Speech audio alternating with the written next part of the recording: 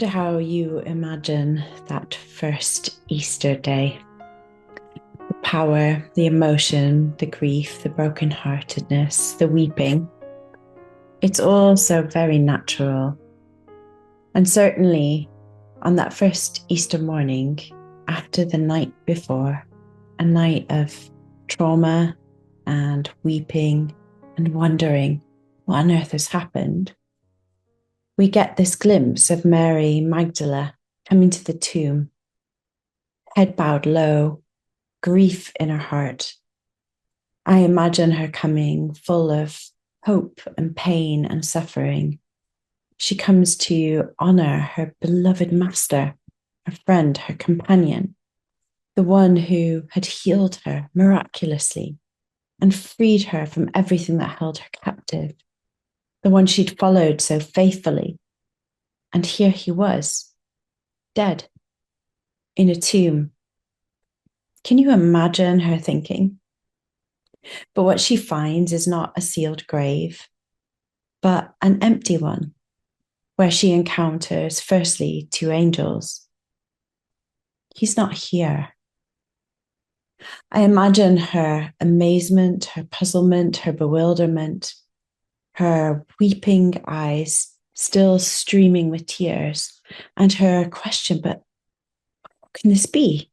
What is happening to me? And then, of course, we know what happens. She turns around, and in this place, in this time, this tomb-filled garden is revealed as not just being any garden. Instead, it's the setting of the writing of the world. It's creation restored. It's the inauguration of a new Eden, a new beautiful space where all is right with the world. It's the tilting of the universe towards hope, new life, new creation, restoration of all things, the beginning of life. The Gospel of John tells us that Mary turns and mistook Jesus for the gardener. And in that tiny bit of detail lies a world of meaning, where the first Adam walks amongst the trees of the garden in his failure and shame. The risen Christ now walks in resurrection life, in his triumph, his victory, his hope, his wholeness.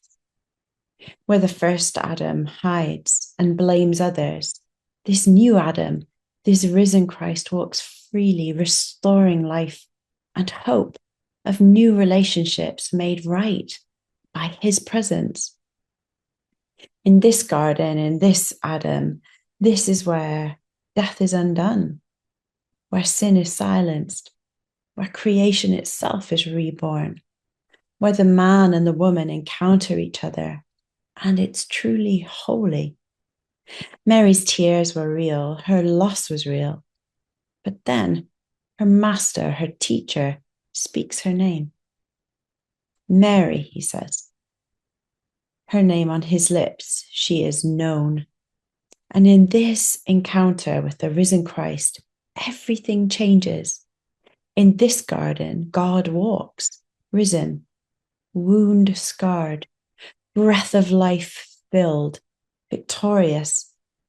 And he calls the eager watcher by name. He knows, he says. In this garden, Mary, this woman of no particular reputation, becomes the apostle to the apostles, the first to proclaim daringly resurrection. Jesus says to her, Mary, don't hold on to me. Go to my brothers, tell them. He redefines everything, and he makes her his apostle, his gospel carrier, his good news witness, his life-bearing, hope-filled woman who says, the Lord, he's not dead, he's risen. And in this is the birth of all things new, new relationships, new creation, where the disciples all are now his brothers and sisters, where old barriers are broken and a new family is formed by grace in faith, where women and men together discover a new reality, a new hope, new possibility, that death is not the end, that there is life after death. And as N.T. Wright says, there is life before life after death. For in this world, even now, Jesus, who is alive, has changed everything. Mary, our hope carrier in John 20, becomes a hope carrier who reminds us that we too can encounter Jesus, hear our names on his lips, and in that moment, that encounter, find ourselves transformed and renewed. This is the power of Easter. Not just that Jesus is alive, but that everything is being made new, including us. New life, new creation, new hope, new identity. In the garden of the resurrection, the garden of life, we hear our names spoken in love. We find healing where we expected only grief and loss. And we're sent out, like Mary, to tell the world. Suffering doesn't win. Sin does not have the victory. Death is not the end. Instead, Jesus is alive. He is risen. The tomb is empty. The gardener is the king.